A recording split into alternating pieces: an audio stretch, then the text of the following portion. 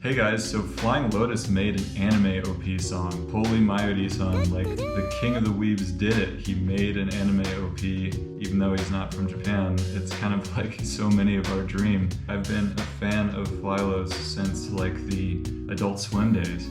So it's so cool to see these two worlds meld a little bit. And of course he did it with fellow weeb king Thundercat, which is just awesome. His work on this song is really cool too. So this song is for an upcoming Netflix anime called Yasuke, which will be out on April 29th.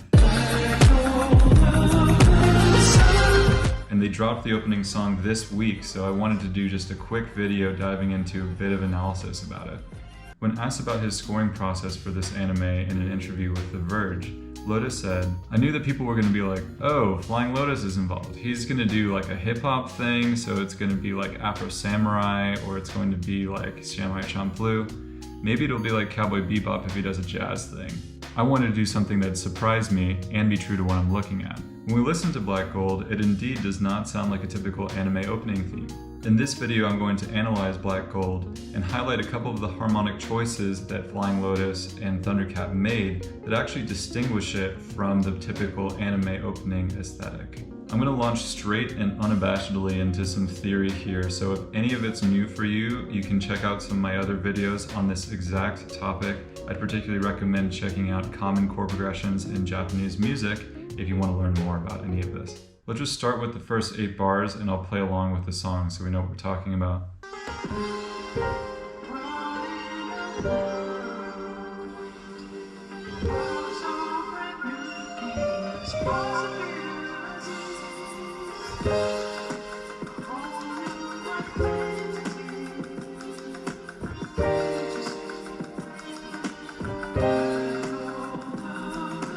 Okay, cool. So some interesting things going on even in the first 8 bars here. I hear the key as being in E flat, and we're starting off with this alternation between A flat and G minor.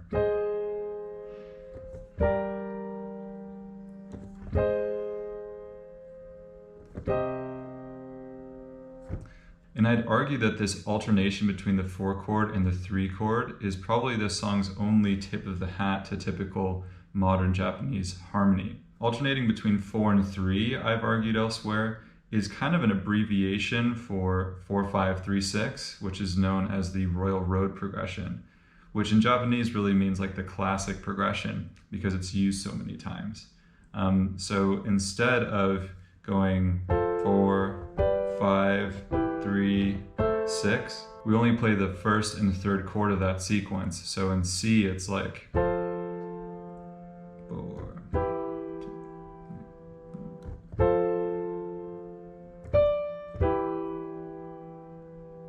And there are a few examples of songs that do this. One is Blue Barrel by Kashiwa Daisuke. Another one is Inside River Part 2 by Akira Kosemura. And probably the most famous one is Secret of the Forest from Chrono Trigger.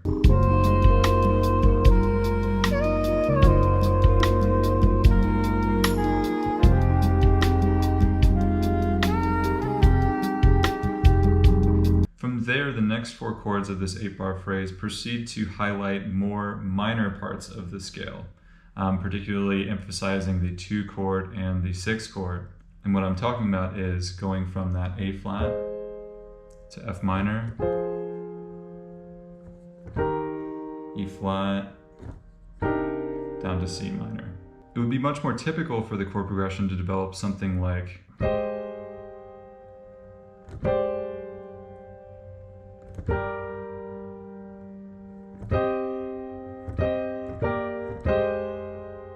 Another more typical way to develop it might look like and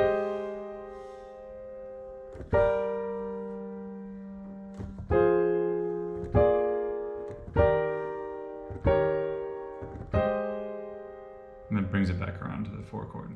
Another thing I'll note here is that both of these 4-bar phrases ends on a 6 chord, and they resist doing a common anime music trope, which is, instead of just landing on the 6 minor chord, we actually land on it as a sus chord and then as a major chord. So it's a modal mixture device. Black Gold chooses to not do that, and I'm going to argue that that was a conscious decision to avoid this kind of cliche. So this is what it would sound like if we did do that kind of Picardy third thing at the end of the second set of 4 bars.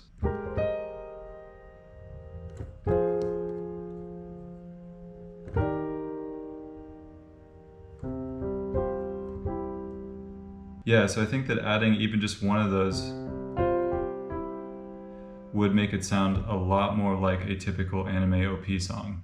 Okay, so let me play along to the second part now.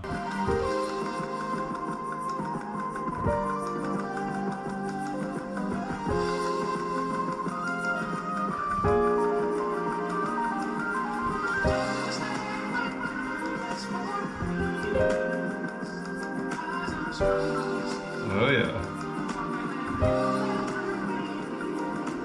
So the first thing I'll point out here is that the only 2-5 in the song doesn't resolve to 1. It goes 2-5 and then resolves to 6 instead, which is kind of a backdoor resolution. And this is another thing that kind of distances it from the typical Ani song, because it's very common to use 2-5-1 cadences in anime music. So for example, the Nichijou OP has a bunch of 2-5-1s in it.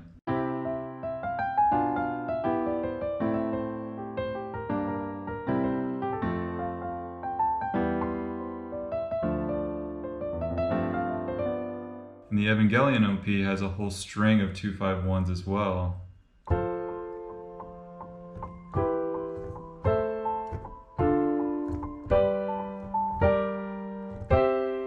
And these last 4 bars of this phrase are particularly interesting, whether you're talking about Japanese stuff or not. And I wanted to point out a little bit of what Thundercat is playing here, because there's some great voice leading going on. So it's something like...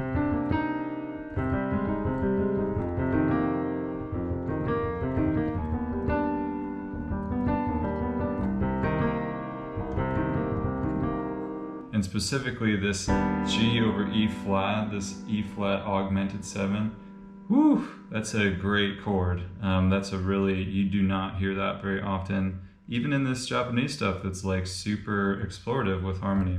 So I'd argue that there's kind of a line cliche type of voice being introduced with some of this voice leading that makes this G over E flat make sense. And particularly all it's doing is that we have a voice that's going B flat, B, and then C.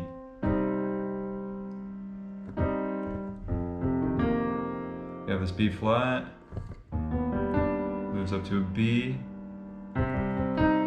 moves up to a C. That's just plain old good voice leading, and whew, that is such a cool harmonic choice right there. Alright, so there's some nerdy stuff about this song. I am so excited for these guys who are out there and doing it and making music for anime like so many of us want to do. It's just awesome. I really look forward to this one coming out and to hearing the rest of the score, and we'll see if there's anything else to say about it when it comes out. That's all from me for now, but until next time, じゃあね.